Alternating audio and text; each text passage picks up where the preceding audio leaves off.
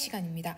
오늘은 92, 93쪽에 이어서 94, 95쪽을 해보도록 하겠습니다. 단원 마무리고요. 문화유산에 관련돼 가지고 옛 이야기와 그리고 위인전 표지를 만들어 보도록 하겠습니다. 자, 우리 94쪽 내용 같이 한번 볼까요?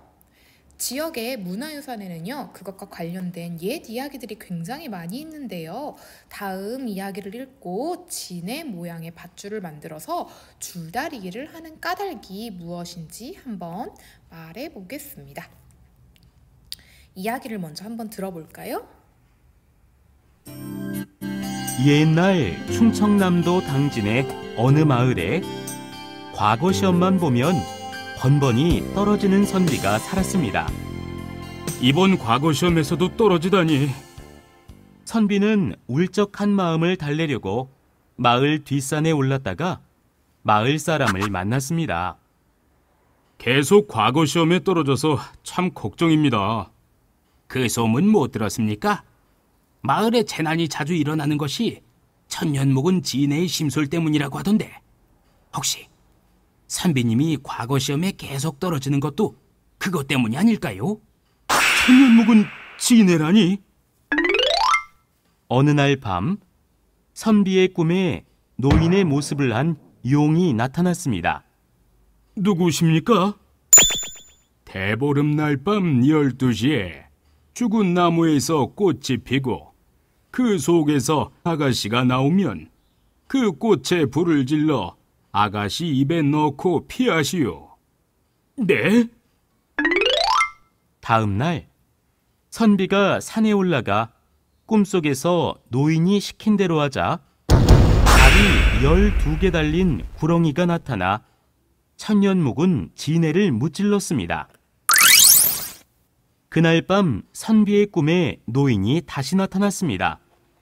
이 영감님께서 말씀하셨던 대로 했습니다. 이제 모두 해결이 된 것입니까? 그 진해는 죽었지만 암컷과 새끼들이 원수를 갚으려고 할 것이니 진해 모양의 밧줄을 만들어 줄다리기를 하시오. 꿈에서 깨어난 선비는 노인이 시킨 대로 진해 모양으로 줄을 만들고 사람들을 불러 모았습니다. 여러분, 우리 모두 줄다리기를 합시다. 모두 힘을 냅시다. 영차! 영차! 영차! 영차!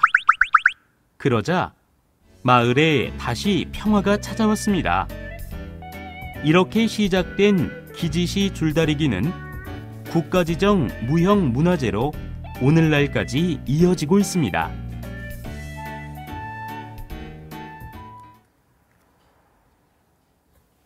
네, 이야기 잘 들어봤나요?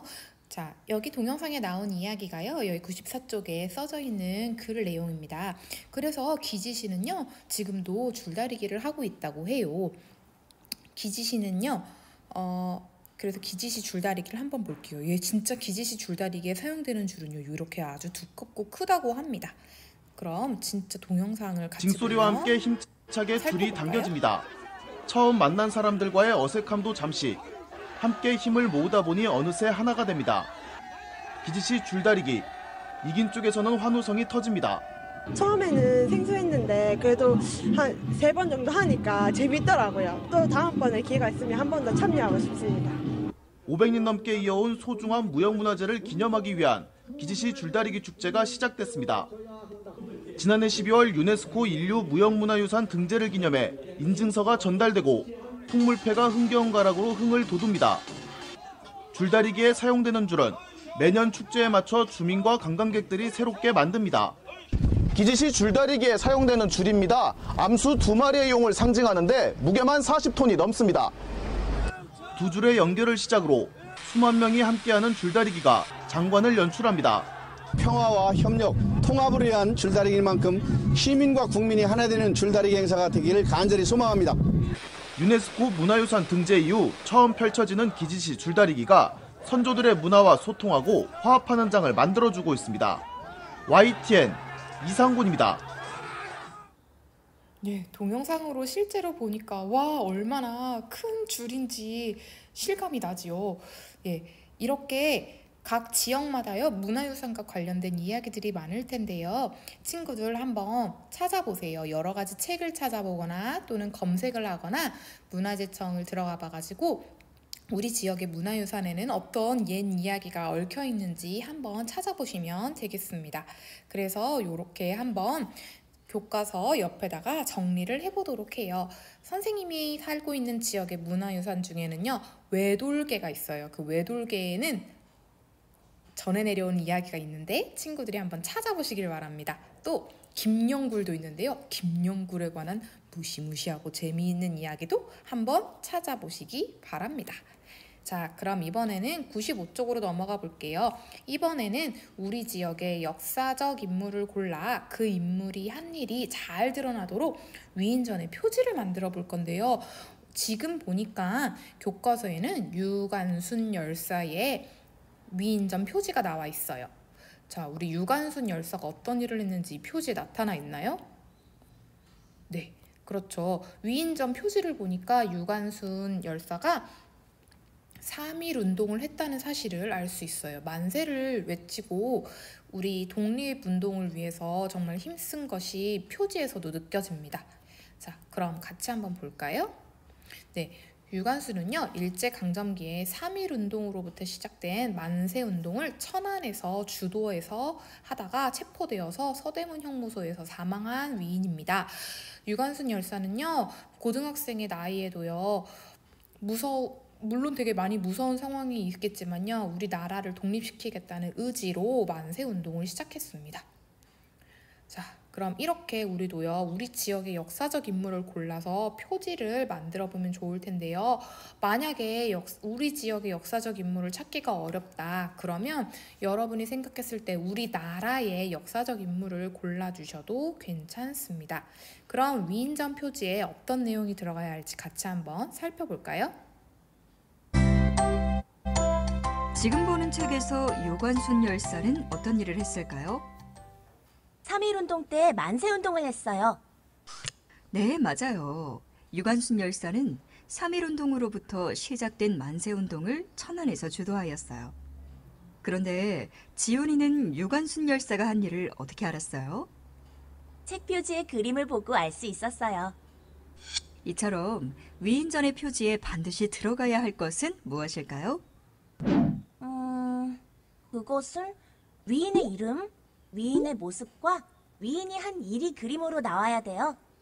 그리고 마지막으로 지은이 이름, 출판사가 나오면 될 것 같아요. 우리 지훈이 참 잘했어요.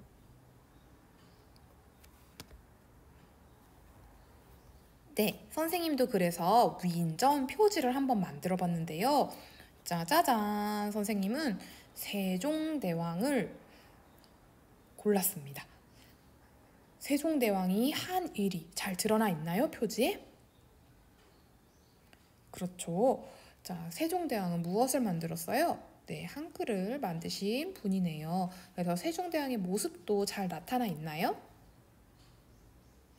네, 세종대왕 이름도 나타나 있고 선생님이